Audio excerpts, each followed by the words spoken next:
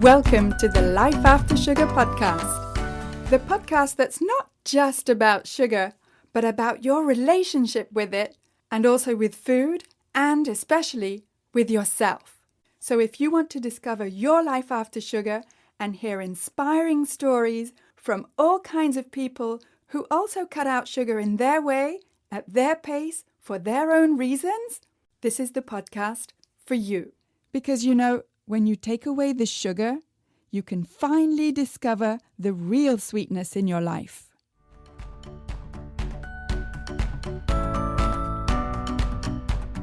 Welcome to the first episode.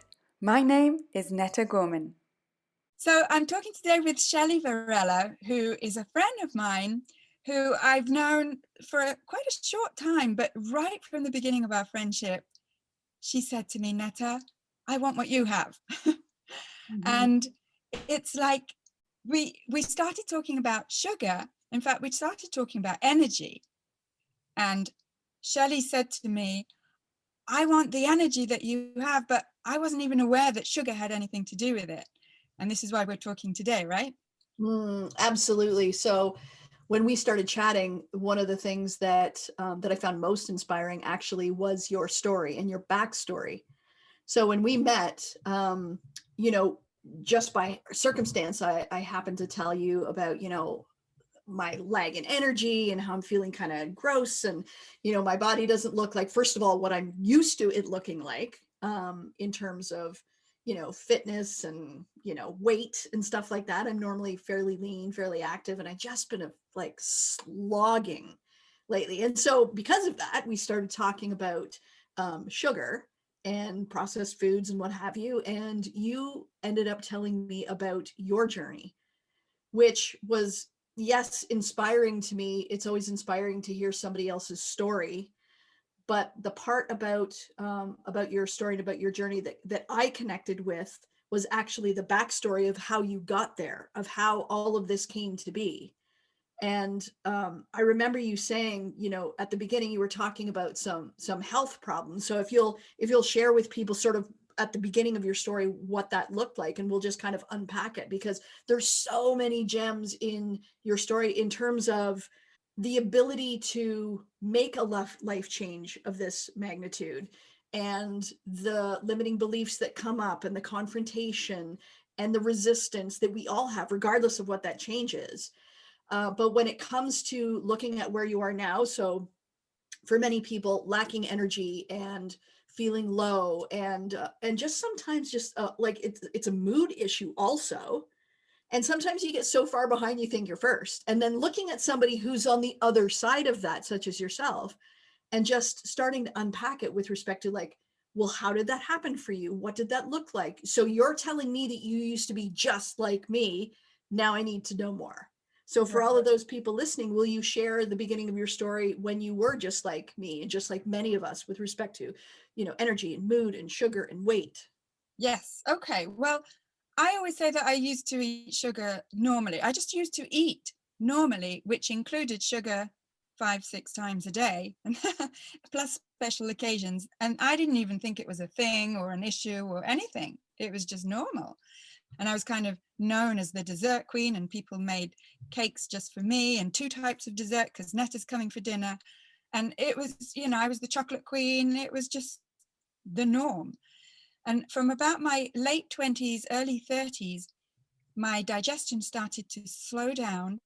And I went from going to the bathroom every day to, 3 times a week, twice a week. And eventually, in my late 30s and early 40s, once a week. Wow. And yeah, I wouldn't wish that on anyone. And I used to get like unrelated or seemingly unrelated issues like backache.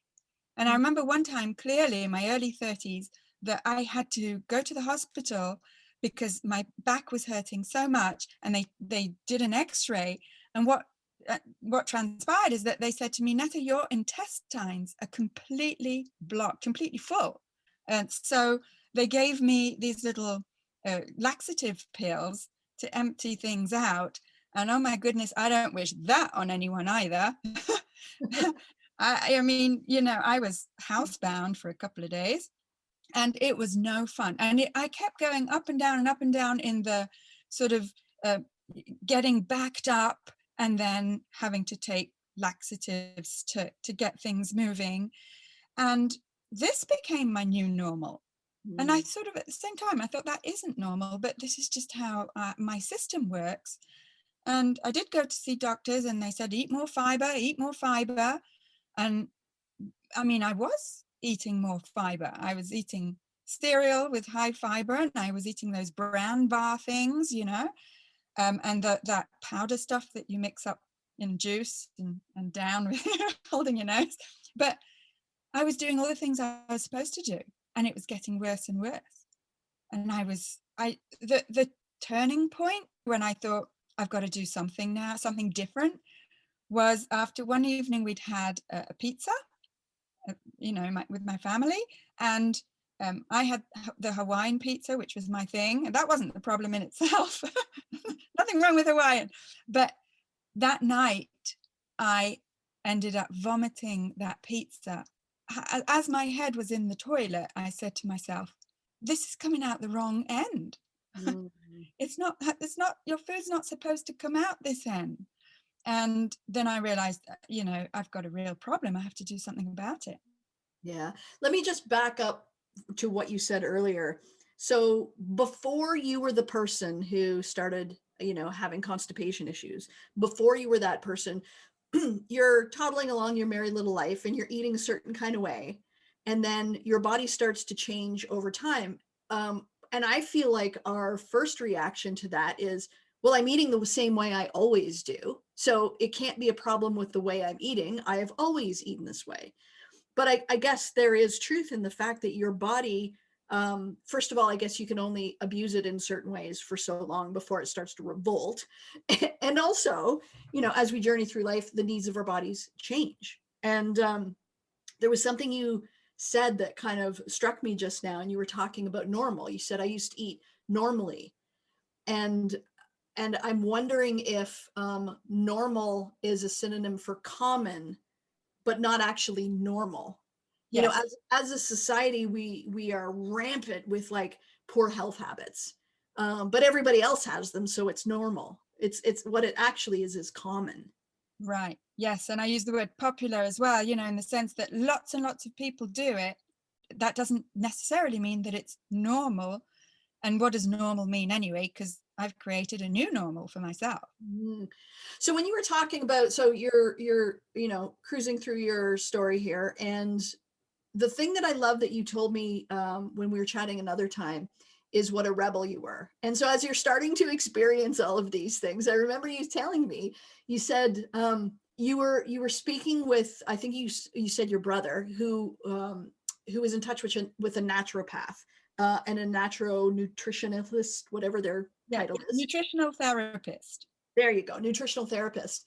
And as you're experiencing all of these things, we're being told like, hey, well, why don't you come over here and try this? And you're like, you're not telling me what to do. And I actually loved hearing that for this reason. I loved hearing it because that would have been the first thing that I would have said as well. And I believe that's the first thing that many of us will say. Like, because when you back up the story to what we were just talking about, you're cruising through life, you're eating the same way you always eat. And then all of a sudden your body kind of starts not liking that. And you don't want to change because this way of eating obviously works for you or you wouldn't be doing it. Absolutely. Yes. And she, you know, I did consult the nutritional therapist, and she said to me, you know, I think you should try a couple of weeks with no sugar or flour. And I said, no, Now just you're like, no. what's there left? Yes, exactly. And like, what's sugar got to do with anything? I'm constipated. Hello. This is to do with fiber. That's what I'd always been told. And sugar, you know, gave me comfort. It didn't cause me a problem. It gave me comfort. That was the only thing that was left in all my suffering. Don't take that away. Yeah. So it took me weeks before I actually sort of started thinking that maybe her suggestion had a little bit of sense behind it. But before you did give her suggestions some credence, you had been to the doctor and tried all kinds of things with respect to medications and all of that kind of stuff. What happened with that? Well, everything just carried on getting worse. That's the thing. I was doing everything I was supposed to do. I went to see the doctors. I took all their pills and potions and powders. I ate high fiber, and things weren't getting better. They were getting worse. So, and I just thought I wasn't doing it properly or something, like it was my fault. And then when this nutritional therapist suggested something completely different, I wasn't ready to hear that. Mm-hmm.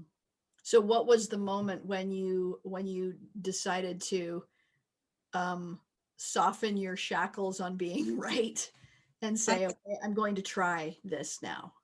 That I think it was when I was backed into a corner by my own body, my own suffering. And I just was so unhappy and so uncomfortable and so bloated and constipated and so much in pain.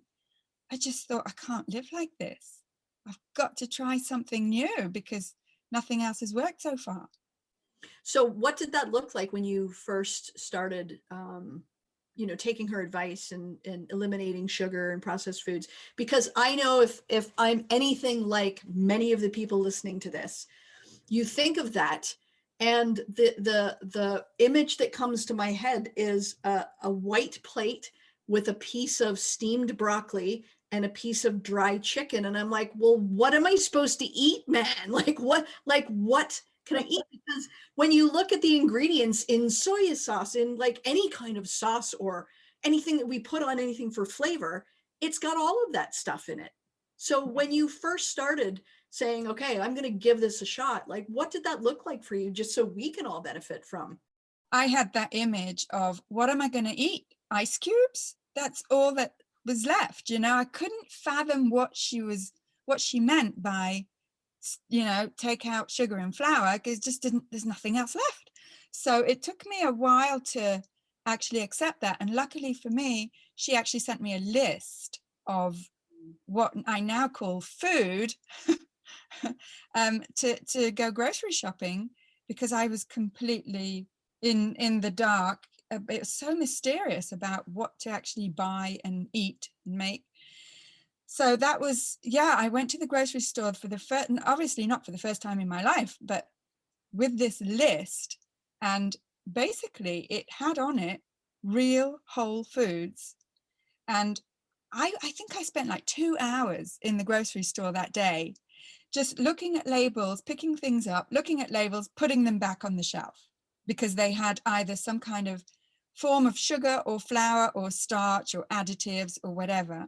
And really, I should have just kept to her list and gone around the outskirts of the grocery store, because that's where the unprocessed foods are.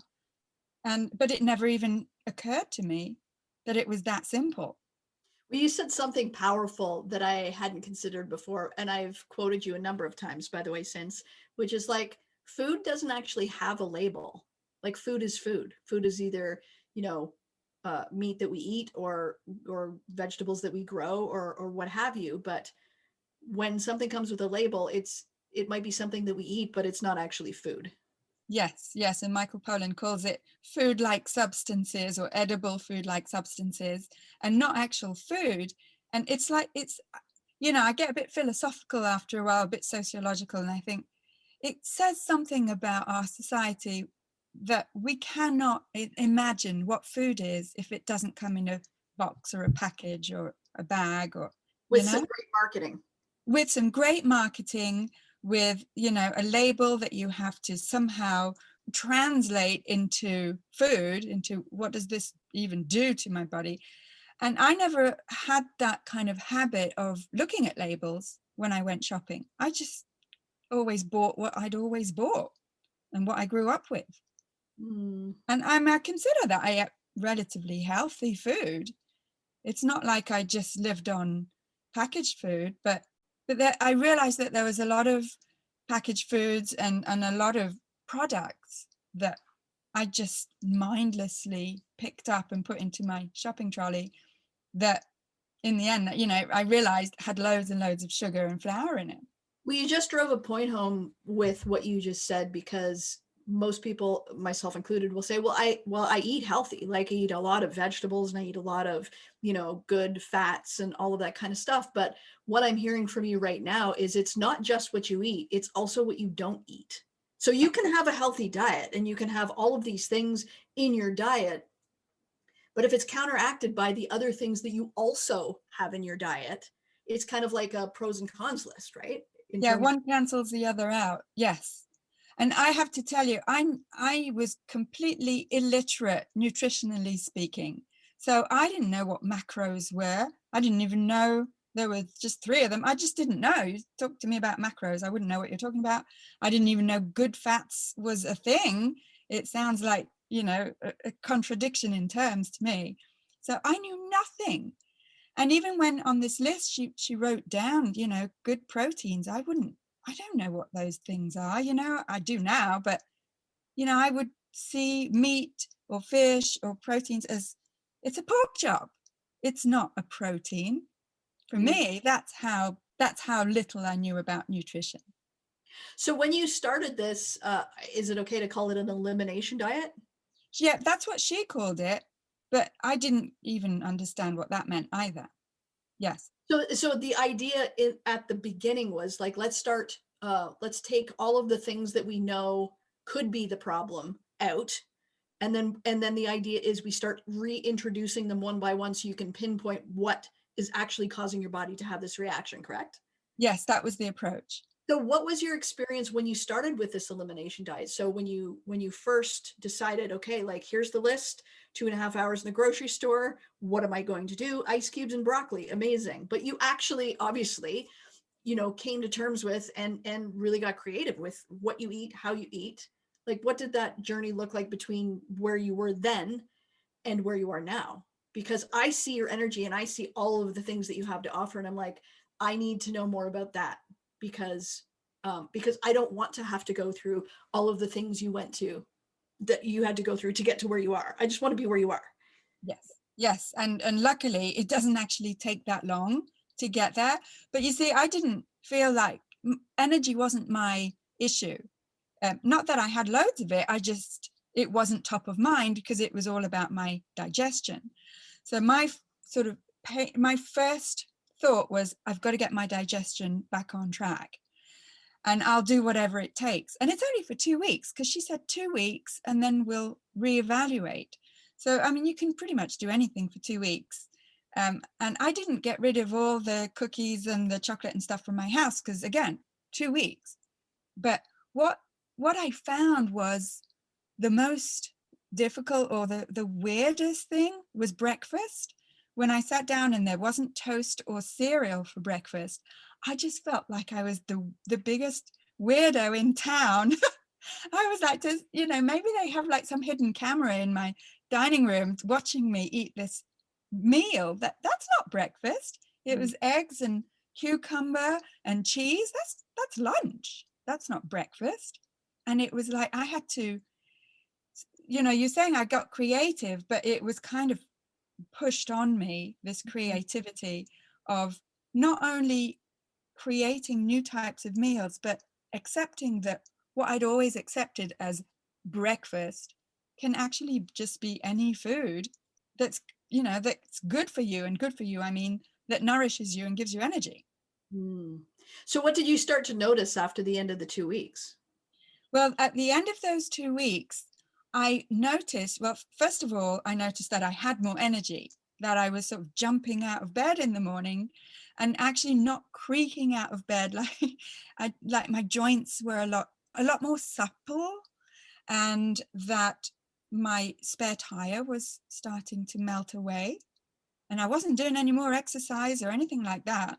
I thought, oh, my pants are looser.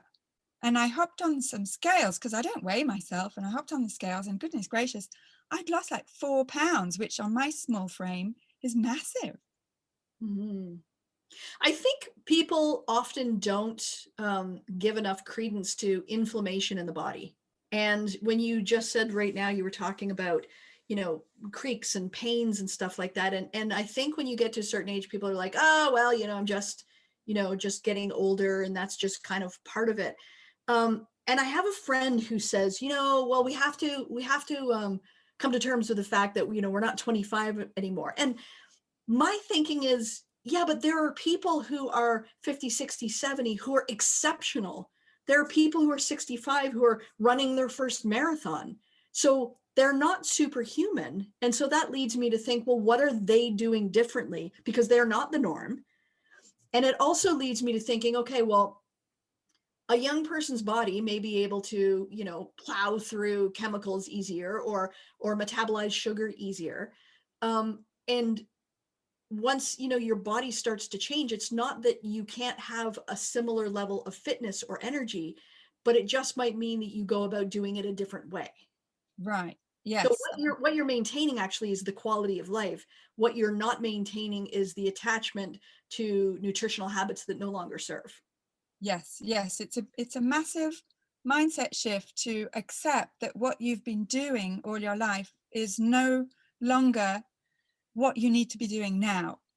And for me, when I got into my early 40s, I'd had a baby at the age of almost 38. So that was relatively late after a lot of infertility treatments, and we had to go with IVF. So that's pretty rough on your body, and a relatively difficult pregnancy. So I just thought it was normal to have put on a few pounds and to creak out of bed in the morning, because I was 45. And as you were saying, it's just normal. There's that word again, just normal this is what 45-year-olds do and feel like.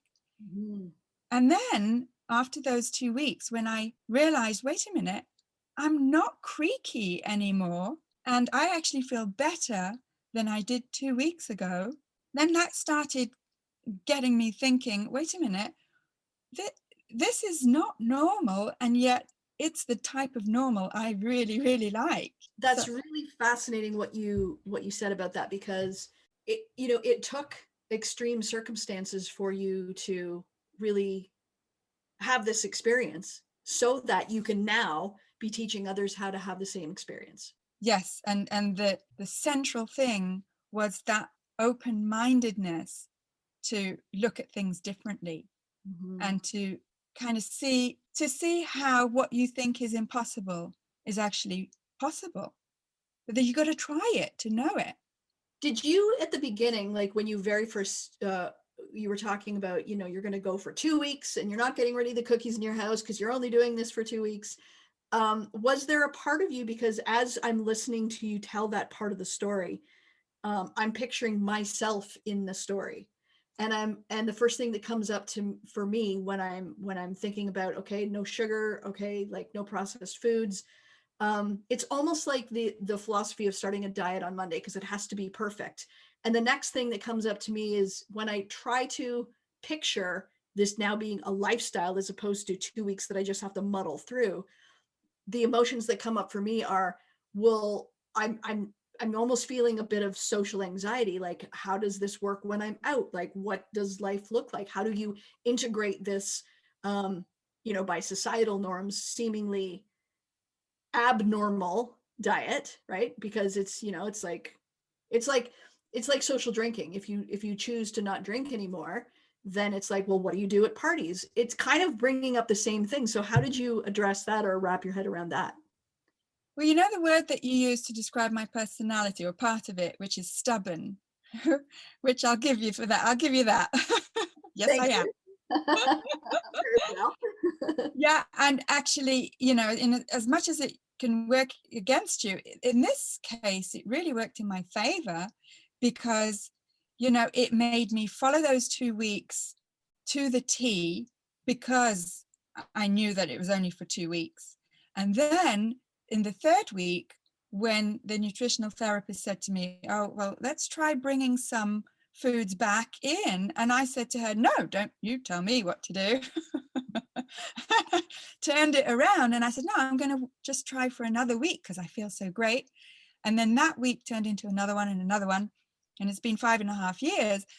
But had I seen it from day one as for the rest of my life or for 5 years, I would have freaked out. And I think it's a type of self-sabotage to see things in terms of the rest of my life or forever, so that we kind of just stay where we are. And I think what saved me was seeing it as one day at a time, 1 week at a time. What would you tell the people that are thinking about this and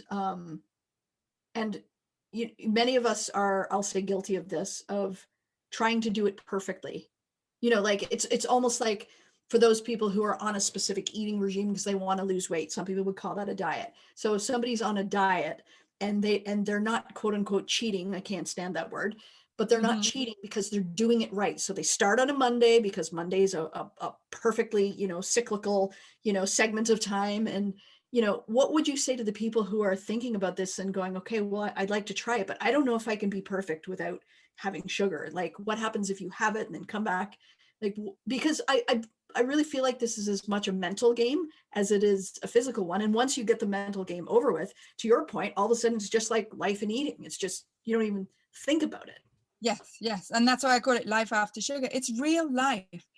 Nobody's asking you to be perfect. In fact, I'm kind of asking you not to be, because it just seems so stressful and uninteresting for me to be perfect. I gave all that perfectionism stuff up years ago when I was a lot younger. And that's a good thing about being in your 40s and now I'm 50, is that it's like you just don't need all that perfectionist stuff. So, and I do tend to think that if you come into it with the idea that you've got to do it perfectly, then already you're putting obstacles in your way, because no one's asking you to be perfect. If you eat some sugar, fine. Tomorrow's a new day. You learn, you see what it does to you, if it affects how you feel, and you just carry on the next day with that lesson learned.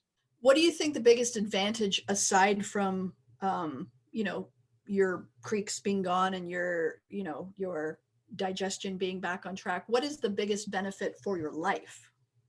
I have so much energy, and it's not just physical energy. And I don't go off and run marathons. I just have to say, I wouldn't have done that with sugar, let alone without. I'm just not interested in doing that. But it's not the type of energy where you're doing 100 types of sports. It's the type of energy that gives you this life force, that gives you this enthusiasm for whatever you're doing in life. So all these projects and all these ideas and all this sort of positive outlook on life, that I'm looking forward to getting up in the morning, and I've got all this kind of, I don't know, this energy, this life force. Like vitality almost. Vitality and also that comes from not having to spend energy on dealing with my own body and how awful it feels. So can you imagine a life where you're not wasting energy on how bad you're feeling physically, on where your next meal is coming from, or your next snack, or your next pick-me-up? It's like a fog being lifted. And, they talk about mental fog, and definitely I feel that my ideas are clearer, my concentration is better. But it's also like life just seems brighter because I'm 100% in it. Wow, that's significant. I was going to ask you, so I'm in the entrepreneurial space, and I know that it can be a bit of a slog and a bit of a grind sometimes. And so as I'm hearing your story, I'm applying that to my personal, set of circumstances. And it's like people talk about the feature versus the benefit. The feature might be sugar, but the benefit is not. The benefit for me, as I'm playing this forward in my life and my business, is, it's a financial game. It's a physical vitality. It's an outlook that feels like hope instead of oppression. It is, especially for women in a society where it's like, if you're over 30, we kind of don't have as much use for you, sort of thing. And there is a heaviness to that, whether we consciously acknowledge it or not. And this feels like an alleviation of that. It feels like getting your mojo back. What is one piece of advice you would give to somebody who is sitting on the fence or the precipice, entertaining, trying what you tried, and looks to your story and says, I want what she has, just like at the beginning of this chat I said to you? I think, again, I think over and above the foods and what you eat, what you don't eat, is that approach to doing something new, doing something different, to trust that it's all good, that no bad can come of this. It's all good. And I know that, the sort of official message we get about you've got to treat yourself, don't deny yourself. I 100% agree with that. And in no way do I ever deny myself. And I treat myself all the time. It just doesn't involve sugar. And so it's changing that mindset to see that what you've always believed about, let's say, energy or sugar or well-being, you're responsible for creating that new reality. And if you hang on to those old beliefs, that's probably going to stop you from making that first step. I love it.